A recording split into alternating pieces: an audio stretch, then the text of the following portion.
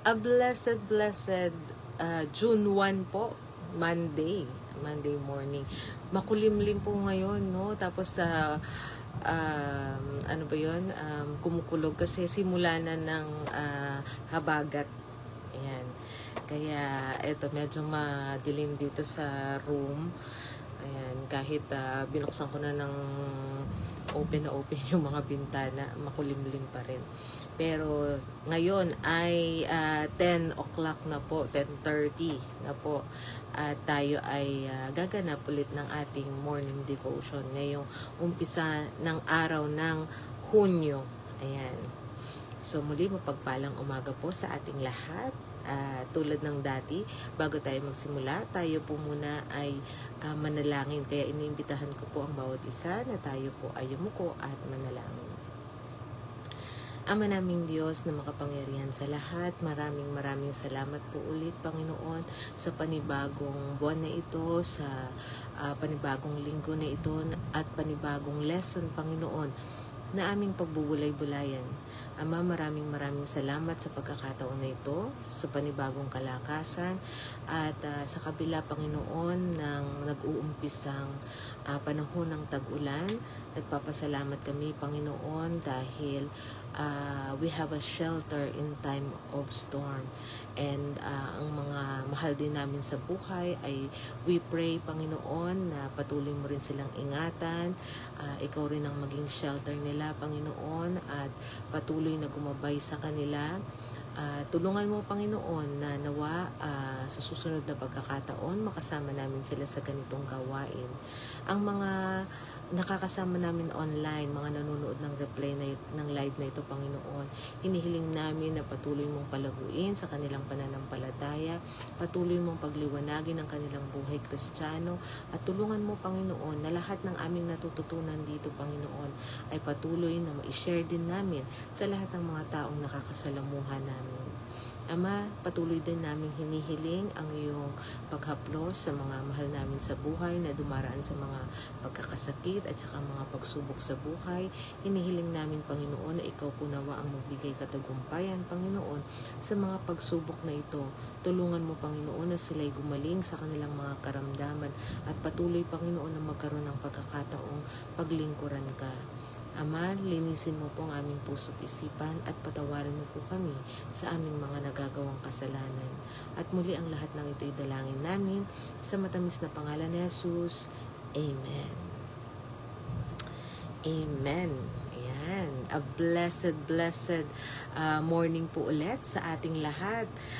Today is June 1 nga, no? Katulad ng binanggit ko kanina, paulit-ulit ako, no? Pero, alam nyo, last month, no, it was a blessed month, no, para sa akin at lalo't higit sa gawain sa iglesia. No, nag-start kami ng May 1 ng women's activity, yung ating Christian women community, yung ating first ever gathering. At sa tulong ng Panginoong Diyos, it became success, no? And napakadaming mga sumunod ng mga activities dito sa, lalo na dito sa amin sa Binyan. And nag-end, no, yung day ng May, no, May 31 kahapon, ng isang matagumpay din, no, na activity sa tulong ng ating Panginoong Diyos, yung ating sports fest. Ayan. At tiniming talaga natin na yung ating devotion na Youth in Action and yung ating sports fest, kasi gusto kong tulungan yung mga kabataan na mas mas maintindihan pa nila itong kung gaano kahalaga ang pagiging kingdom influencer na siyang naging topic natin sa ating Youth in Action nung nakaraang buwan. Ayan. At ngayon, no, welcome again, no, sa ating Seeking God in the Morning. At tayo ay uumpisa na naman ng panibagong topic. Ayan. At ang ating topic ay pinamagatang Leadership in Action. Amen. Excited na ba kayo? Ako excited. Una, bakit leadership in action? No, another in action topic ito kasi nag-start tayo, no? So sobrang bilis ng panahon. Noong February, no, inumpisahan natin yung ating monthly journey, no, kasama ang ating Panginoong Diyos. Pinasadahan natin, no, yung buwan ng February ng Love in Action, and then sumunod yung ating Faith in Action. Noong March nagkaroon tayo ng March pala muna, no, nagkaroon tayo ng disiplina ng ating Daniel fast. And then, dun tayo, no, ng April is faith in action na. At nitong nakaraang May, no, katulad nga ng binanggit ko, na-inspire tayo sa lakas at potential ng ating mga kabataan dito sa ating youth in action. Ngayong buwan ng June, no, tuloy-tuloy pa rin ang ating momentum dito sa ating In Action series. Ayan. And this time, we are diving into a very crucial topic, which is, binanggit ko nga sa inyo, ang leadership in action. Ayan. So, batiin muna natin si Ading Shirley. A blessed morning sa iyo, Ading Shirley, at sa lahat ng mga kasama mo sa iyong tahanan. At gayon din yung mga iba pa natin na nakakasama online, no, na hindi natin nababati o hindi ko nakikita. Ayan, yung mismong eksaktong name nila, pero later on makikita ko rin. So, let's continue, no? So, bakit kasama ang leadership, no, sa ating In Action series? Ayan. So, ito yung ating tanong, bakit? Bakit leadership? Pang manager, pang pastor, o pang politiko lang ba yan? Ayan. The answer is no. Syempre, a big no. Kasama ito sa ating series dahil ang biblical leadership ay hindi title o posisyon. Ito ay action. Ayan. Kaya kailangan natin nitong pag-aralan kasi ito ay isang action. Hindi ka pwedeng maging leader na nakaupo lang nang nag-uutos ka, di ba? So, bukod dito, napakahalaga ng topic na ito, lalo na sa ating mga Kristiyano. Ano man yung edad natin, no? Napakahalaga nito. Bakit? If you are a student or a youth, no, leader ka sa pamilya mo, sa barkada mo, o sa school, sa pamamagitan ng iyong magandang halimbawa. Yan. If you are a parent, ikaw ay spiritual leader sa iyong mga anak. If you are working, lalo na kung working ka, no, leader ka sa marketplace, kung paano mo pinapakita ang integrity and excellence, no, yung excellence mo sa iyong trabaho, sa iyong ginagawa. So in short, ano man ang age mo, tinatawag ka ng Diyos na maging salt and light, no? We are called to be salt and light to this world. You influence people every single day. At ang influence na yan ang true meaning ng leadership. Ayan. So, what to expect in this series? Sa 4 na linggo, no? So, dito sa buwan ng June, no? 4 na linggo nating pagsasamahan itong topic na ito tuwing umaga para itama ang pananaw natin tungkol sa pamumuno ayon sa Biblia. Yan. So, ganito ang magiging takbo ng ating buwan. So, week 1, The Heart of a Leader. Yan po ang ating title. So, pag-uusapan natin yung inner character. Dito natin sisimulan sa loob natin, sa ating damdamin, sa ating puso. Paano ba i-align ang puso natin sa Lord bago tayo humarap sa ibang tao? Okay, another sa ating next susunod na week, etong week 1, ito na yung ating magiging topic, ano, for today, this first week. Next week, ang title ng ating series, ang title ng ating weekly series ay Leadership Under Fire, or yung pag-uusapan natin yung courage at resilience, no? Paano ba humarap sa pressure, sa bashers, o sa matitinding desisyon nang hindi bumibigay. Yan ang ating pag-uusapan sa next week. sa third week naman, ang magiging title nitong ating week na ito ay Vision and Action. Ayan. Building with purpose. Kailangan nating pag-aralan, no? Paano ba magplano kasama ang Lord at ma-inspire ng kapwa para magbago ang paligid natin. Ayan, so napakaganda, no? Yung 1-2 pa lang excited na ako, lalo na itong 3. At lalo na itong ating 4, no? Ito yung pagtatapos ng ito yung magiging last week na topic natin nitong June. So, yung ating week 4 na may title na Mentoring and Multiplying. Yan. Legacy leadership. Yan. Paano ba tayo ma-equip at magpasalamat sa susunod na henerasyon ng mga leaders? So, kasama rito yung pag-prepare natin, no? ng mga future leaders, maging mabuting halimbawa sa kanila. Ayan, lalo na sa ating mga anak. Ayan. Okay. Alam mo, gustong-gusto ko tong topic na to kasi meron akong book dati na binasa na nagtuturo siya kung paano ka magkakaroon ng anak na leader. Ayan. So, dito sa topic na to, yung last week, marami tayong mapag-uusapan dyan. So, actually, itong buong month na ito, marami tayong pag-uusapan. So, kaya naman, ihanda na natin, no? Yung ating Bible dyan at yung ating mga notebook at sabay-sabay nating hanapin ang mukha ng ating Panginoong Diyos ngayong umaga. Let's dive into week 1, day 1. The heart of a leader. Yan. So, sa ating day 1, etong ating topic ngayon na pinamagatan nating humility first o unahin ang pagpapakumbaba. Yan.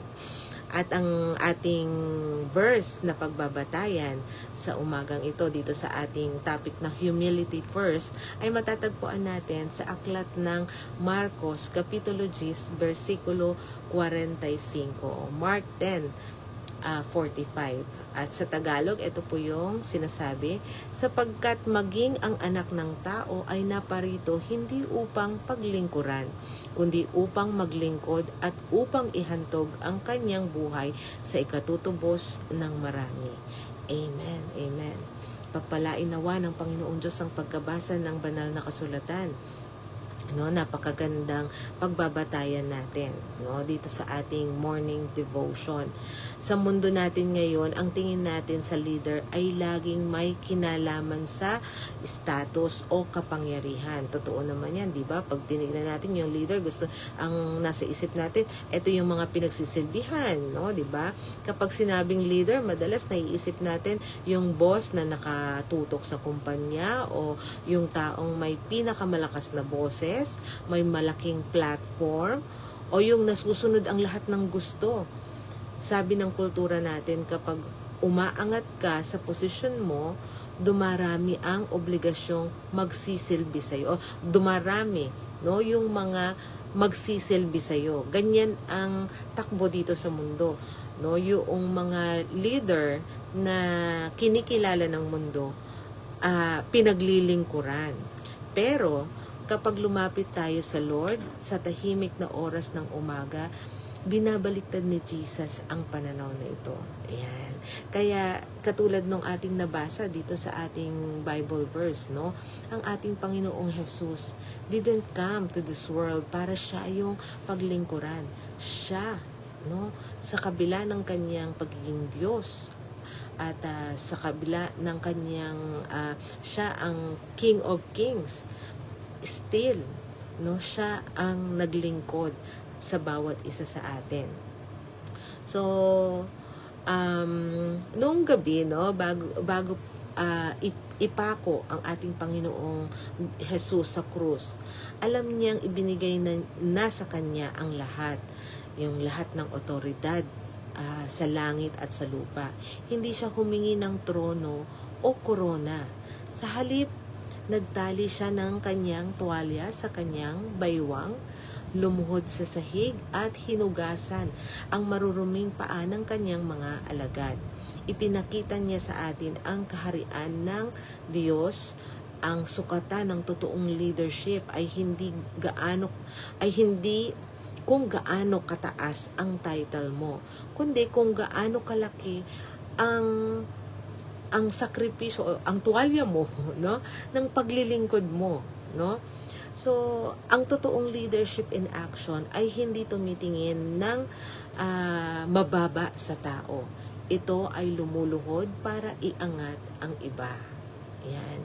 So when you seek God, no, when we seek God first thing in this morning, no, ngayong umaga, sinasabi mo, no, sa kanya na handa mong ibaba ang iyong pride at ego mo ngayon. So this morning, ibaba natin, no, yung ating pride, yung ating ego sa harapan ng ating Panginoong Diyos.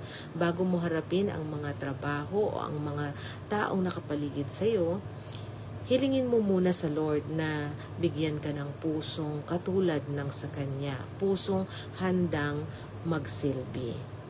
So, napakagandang paalala yan para sa atin sa umagang ito, no? Dito sa ating simula nitong ating leadership in action.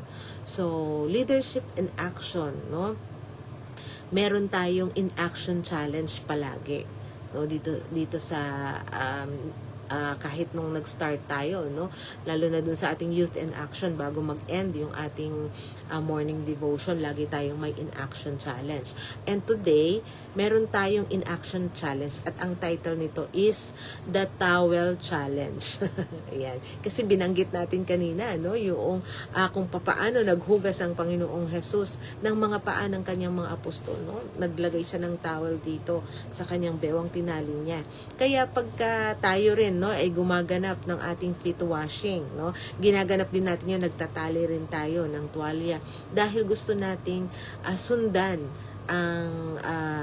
ang example na pinakita ng ating Panginoong Jesus, no. Kaya ito ay yung ginaganap natin every year sa ating feet washing ay ito ay simbolo, no, simbolo ng pagpapakababa, no, ng pagpapakababa natin at pagsisilbi natin sa ating kapwa at pagtulong natin ang pagkakaroon din natin ng concern, no, na linisin din sila, no, linisin ang kanilang mga paa. Ayan. So ngayon dito sa ating in action challenge, mag-isip ka ng isang tao na pinamumunuan mo or nasa ano mo, no, nasa jurisdiction mo or nasa under mo. Ayan.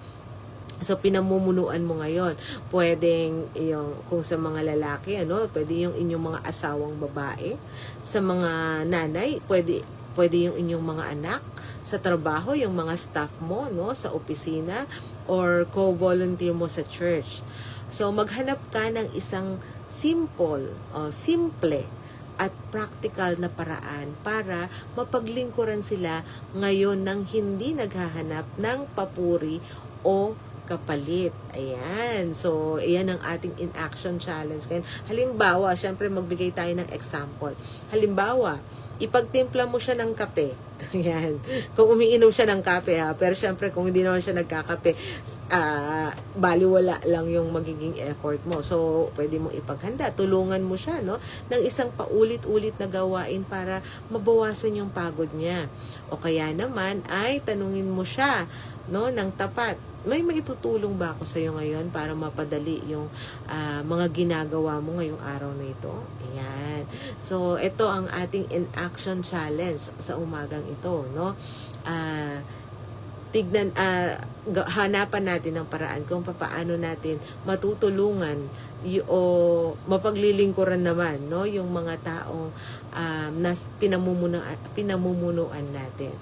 So, muli napakagandang umpisa nitong ating week, nitong ating buwan na ito, nitong araw na ito, na tayo ay na-inspire dito sa ating topic na ito, nitong ating humility first, unahin ang pagpapakumbaba. So muli tayo ay yumuko at manalangin. Panginoon naming Diyos na makapangyarihan sa lahat, maraming salamat po, Panginoon, sa mga salita mo na aming pinagbulay-bulayan. Sa topic na ito, Panginoon, na naumpisahan namin sa unang araw ng Hunyo. Maraming salamat, Ama, sa iyong paggabay, sa iyong pagpapala, at patuloy namin hinihiling, Panginoon, na ikaw ang patuloy na manguna sa amin, gumabay sa amin, Panginoon, hanggang sa matapos namin ulit, Panginoon, ang mga aralin na ito ng puno ng karunungan, kasiglahan, Panginoon, at kalakasan mula sa iyo. Gabayan mo po, Panginoon, ang iyong mga anak na patuloy na nag-aaral at nakikinig, Panginoon, sa mga lessons na ito. Ikaw po nawa ang kumilos sa kanilang mga buhay, at tulungan mo, Panginoon, sa aming puso na kami ay magkaroon ng pagpapakumbaba tulad ng aming Panginoong Jesus. Gabayan mo kami, Panginoon, tulungan mo na kami ay magkaroon ng pagkakataon din na makapaglingkod sa aming kapwa. At muli, gawin mo po nawa kami laging karapat-dapat sa napakadami mo pong biyaya at pagpapala sa amin. At ang lahat ng ito ay dalangin namin sa matamis na pangalan ni Jesus. Amen. Amen. A blessed morning po ulit sa ating lahat, and welcome dito sa ating panibagong topic, and see you again tomorrow sa ating day 2 nitong ating week 1, ano? The Heart of a Leader, dito sa ating Leadership in Action series, dito sa ating Seeking God in the Morning. Ayan, morning devotion. Napakadaming title, ano? Pero sana nagte-take note kayo kasi napakagandang matapos natin itong Leadership in Action na to. Ako nga na rin ako, na-excite din ako. Ayan, so wag din po ninyong kalimutan later yung ating evening devotion sa pangunguna pa rin ni Sister Kathleen. Again, to God be all the glory. Take care and God bless.